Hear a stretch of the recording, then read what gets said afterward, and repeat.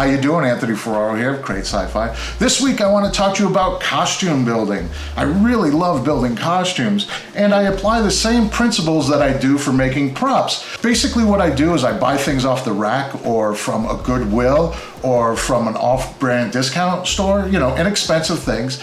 And then I basically treat them the same way that I do a prop. The way that I weather them, I do a lot of gluing, and the sewing I do is very, very basic. So for this channel, I'm creating a sci-fi short called Erringer. And in one of the episodes, I touched briefly on costumes, but here I'm gonna go over more in depth how I go about creating costumes and show you that it really is doable and it's actually very satisfying. So let's take a look at my process. All right, so the first thing I do is pretty straightforward. I'm just gonna get rid of all the tags, all the labels. I'm gonna use a seam ripper and just get rid of any identifying patches. And that's just, we wanna make everything generic. So also in the future, there tends to not be buttons. It seems to be odd usually when there's big buttons. So I just simply remove all these buttons. Now this collar is not the style that I want. So I'm simply just going to cut it off with a knife. Again, we're building, we're not sewing. So I get rid of that. And then also on the pockets, there's these flaps from the buttons and I want to get rid of those. So like I said, we're not sewing on this, we're building. So I'm just going to take some fabric glue and I'm just going to paint over where I cut just so that it limits the fraying. And this is just a really basic technique for achieving this. I'm just taking a brush and I'm just working it into the fabric so that basically it doesn't fray. Now I picked up this little leaf from a bead store. I think this cost me 59 cents.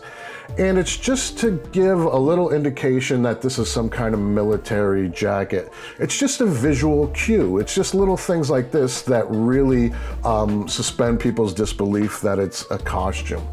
Now I have this trim. I got this at Joann's, I think, for like $1.99 for the whole roll. And I'm gonna cover up the buttonholes. Again, just simply using glue. I'm gonna brush that in, and then I'm going to add this trim, and that's just gonna give a nice detail and make it more of a uniform than just a regular outdoor jacket. Now, I'm gonna add this same trim to the tops of the pockets, and this is slowly becoming a uniform, right? So now we're gonna weather, just like the props, a little bit of brown paint, a little black paint, and I'm just gonna work this into the creases and the crevices, just places where it would pick up dirt. And then I'm gonna really dilute this with water and add splotches and splashes. And I really just eyeball this and work it in, kind of like actually painting, where it just gets to a point where it feels like everything is blending together.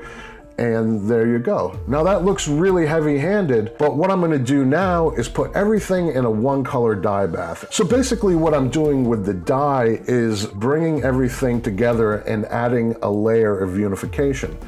So now I'm gonna dry brush, again, broken record, just like a prop. I'm just gonna add some gold highlights to these areas of interest, and it really brings them to life.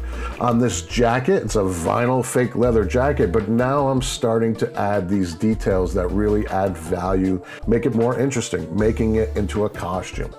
Now we're gonna look at this close up, and you see all the splatters and how everything's tied together. And when you look at it this close, it does look a little bit heavy-handed, but when you put this on screen, when it's on the actor, as you'll see here, everything blends together, and I just love the way that this looks like it's in the real world, not a costume on the stage or something fake that you picked up at a Halloween store. And here's a side-by-side comparison of how far we took each item. Again, looking at it like this is very heavy-handed looking, but once you compose a shot and the actor is moving and talking, everything is gonna blend together and it's going to look like real life. Like I said, very similar to prop making.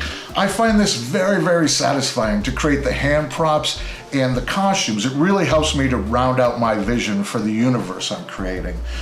And a DIY, everywhere where you can save money and add production value is super, super helpful.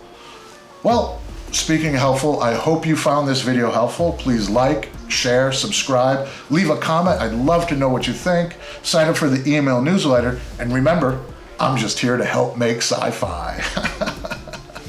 What do you think?